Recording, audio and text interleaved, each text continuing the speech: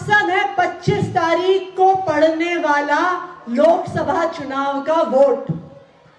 देखिए, इलेक्शन का दिन वोट डालने का समय एक बहुत जरूरी समय होता है। वो इसलिए जरूरी होता है कि हमारा वोट 5 साल में सिर्फ एक बार डलता है और जो फैसला हम एक दिन लेते हैं वो फैसला 5 साल तक हमारी जिंदगी पर असर डालता है। तो अगर 6 महीने बाद लगा, 1 साल बाद लगा, 2 साल बाद लगा गलती हो गई, तो हमें 5 साल तक उस गलती को बदलने का मौका नहीं मिलेगा। इसलिए जरूरी है सोच समझकर अपना वोट डालना।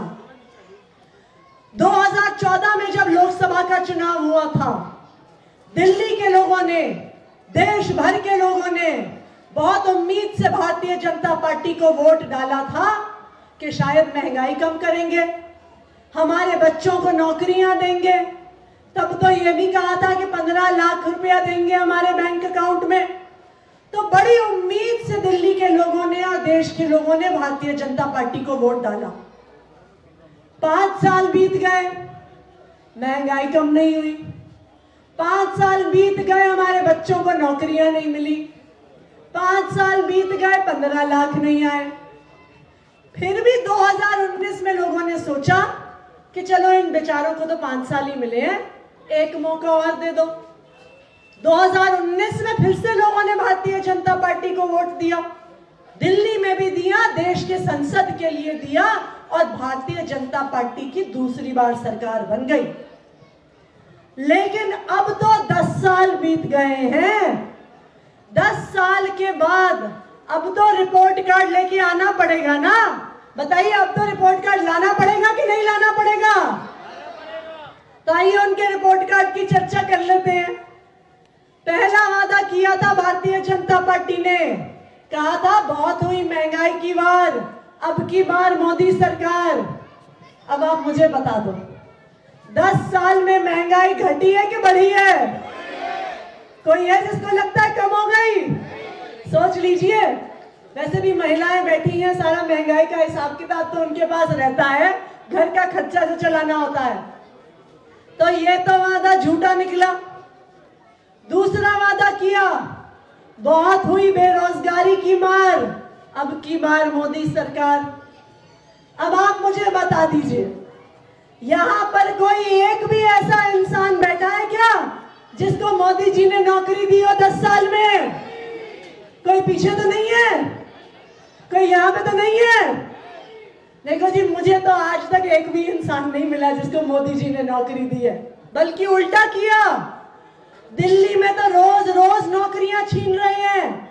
सिविल डिफेंस वालों को हटा दिया, कभी कॉन्ट्रैक्ट टीचर को हटा दिया, 2 दिन पहले महिला आयोग की 250 महिलाओं को हटा दिया।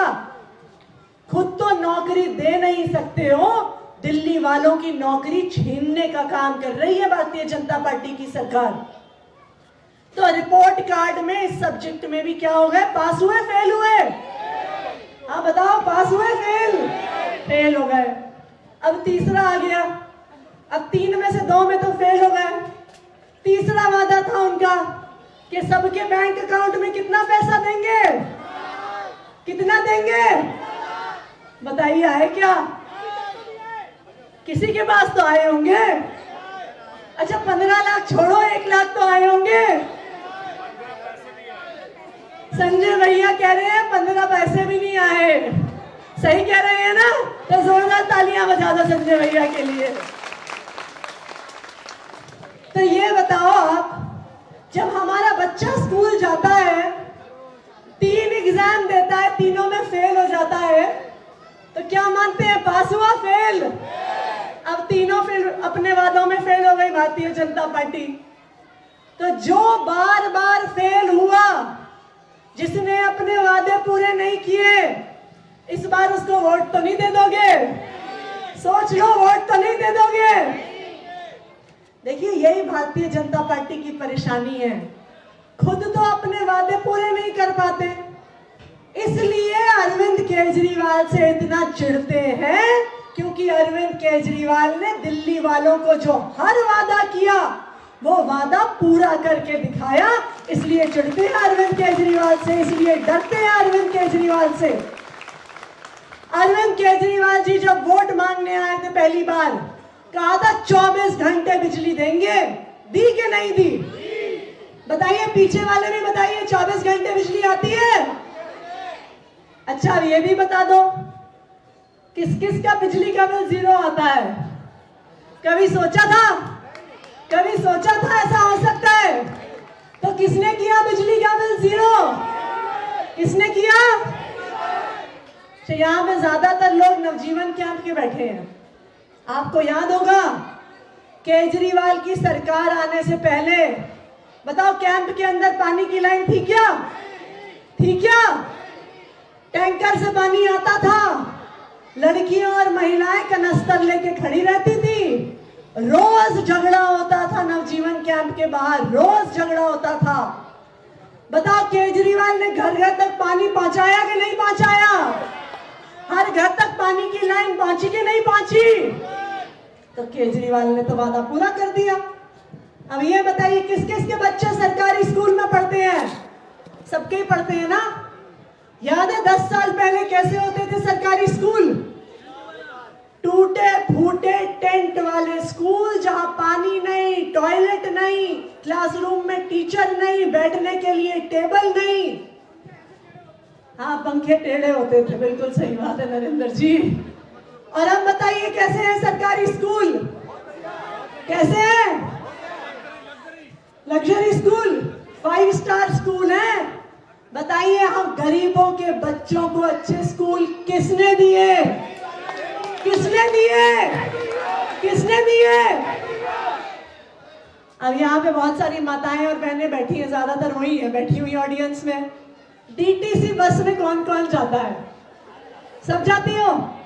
अब ये बता दो, कितना टिकट देती हो अम्मा? जीरो? कुछ भी नहीं, बिल्कुल जीरो। किसने किया जीरो? किसने किया अम्मा? केजरीवाल ने। कभी सोचा था ऐसा हो सकता है? सोचा था, लेकिन केजरीवाल ने करके दिखाया। अब एक और बात बता दो, मोहल्ला क्लिनिक में इलाज कौन तो किस किस ने करवाया है? करवाया है? अच्छा, ये बताओ, आप जब मोहल्ला क्लिनिक जाते हो, डॉक्टर कितने पैसे लेता है? जीरो। दवाई के पैसे तो लेता होगा? दवाई के पैसे भी नहीं लेता, वो भी जीरो। किसने किया जीरो? देखिए, यही कारण है केजरीवाल से डरते हैं। बिजली फ्री, पानी फ्री, बच्चों की शिक्षा फ्री, मोहल्ला क्लिनिक में इलाज फ्री, बस की यात्रा फ्री, तीर्थ यात्रा फ्री। जितने वादे किए थे उससे ज्यादा वादे पूरे करके दिखाए हैं। ये है अरविंद केजरीवाल की सरकार। और यही कारण है डरते हैं केजरीवाल से।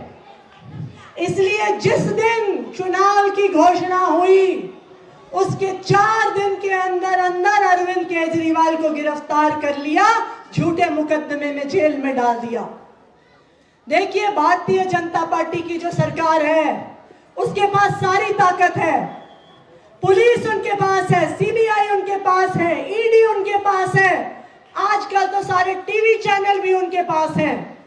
लेकिन आपके पास और हमारे पास एक ताकत है जो आपको और हमें इस देश के संविधान ने दी है। किस चीज की ताकत है हमारे पास? किस चीज की ताकत है? तो जो हमारे लोकप्रिय मुख्यमंत्री, हमारे भाई, हमारे बेटे अरविंद केजरीवाल जी को भारतीय जनता पार्टी ने झूठे केस में गिरफ्तार किया है, उसका जवाब हम कैसे देंगे? कैसे देंगे? जेल का जवाब कैसे देंगे? जेल का जवाब, जेल का जवाब, जेल का जवाब, जेल का जवाब। तो 25 मई को आप सबको वोट डालने जाना है, झाड़ू पर बटन दबाना है, सही राम जी को सांसद बनाना है और अपनी वोट की इस ताकत से अरविंद केजरीवाल जी को जेल से बाहर लाना है। ये हम सबकी जिम्मेदारी है। तो 25 मई चुनाव का दिन कौन सा बटन दबेगा? पीछे वाले भी बता दें कौन सा बटन दबेगा? कौन सा बटन दबेगा? कौन सा बटन दबेगा?